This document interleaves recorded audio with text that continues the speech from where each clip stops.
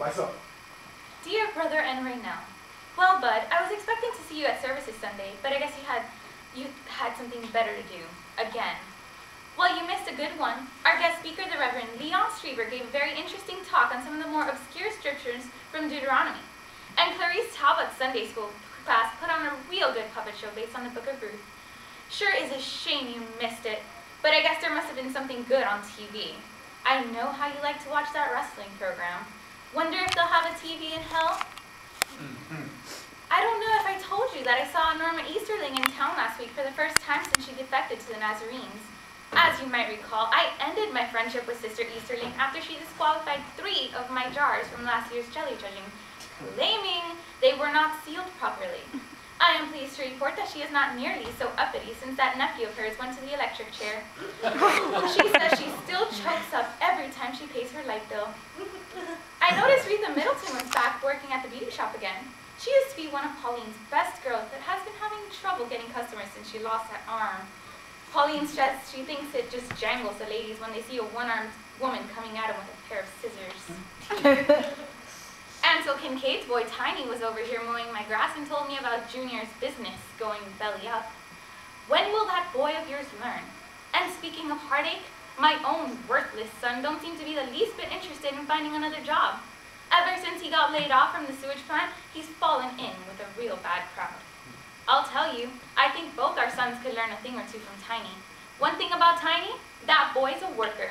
He mowed the front yard, the side yard, the backyard, plus them 6 acres I've got out behind the house. Restacked the firewood, cleaned out the garage, and hoed in the garden till it was too dark to see. Since his birthday is coming up next week, I gave him $3 instead of the usual $2. It's hard to believe Tiny will be turning 37. They grow up so fast.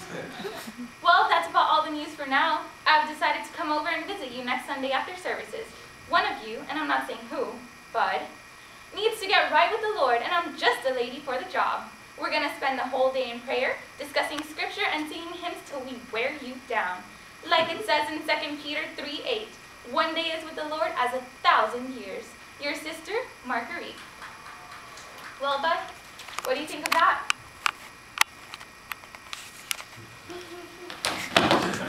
Bud? Bud, are you feeling all right? Like that.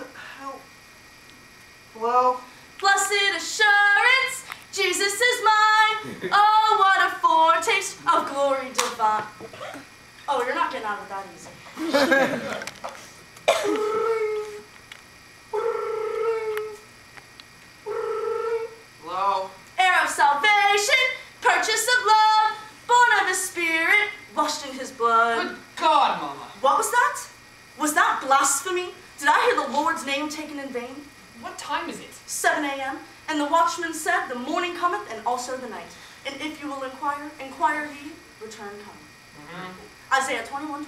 What the hell do you want? Don't talk, Phil! And what are you doing still late in bed at 7 o'clock? Why aren't you out looking for a job? Are you suffering from a hangover? Did you spend the night drinking and dancing and talking, Phil? Are you laid up with some harlots? Harlot! Harlot! Time to wake up, harlot! Can you hear me out there, harlot? Harlot! Would you stop that? There ain't no harlot here, for God. Did I hear the Lord's name taken again? No, you didn't. What do you want, Mama? I'm sorry a mother can't call her good-for-nothing son just to see how he's doing. Why don't you ask me how I'm doing so I can go back to bed? I don't have time for your problems. I got too much to do. Your Uncle Bud passed this morning. Good God. That's 3. That's 3 GOTs and it's not even 7:05 in the morning. What did he die of? Stroke. No surprise. Been hanging on by a thread for years. I'm real sorry to hear that. You know what I'm real sorry to hear? Your Uncle Bud didn't belong to any church whatsoever. Always scorned and mocked the doings of good Christian people. And you know what that means, don't you? Don't say it, Mama. Roasting on the end of a pitchfork as we speak. Mama, it's awful. Crying out in eternal torment. Mom. Flesh torn by demons. How's Aunt Raynell? Remember her? The widow. How's she doing? How do you think she's doing? Her husband just dropped out at the breakfast table. Awful. Just awful. That's why we gotta go over there and offer her comfort and good Christian counsel. What do you mean, we? Are you telling me you're gonna turn your back on your family at this time of tragedy? Can't Ray Bud and them come get you? No, they can't. They have too much to do. Besides, I'd die of shame if they knew my only son was going to drive me over to see my only brother's grieving widow.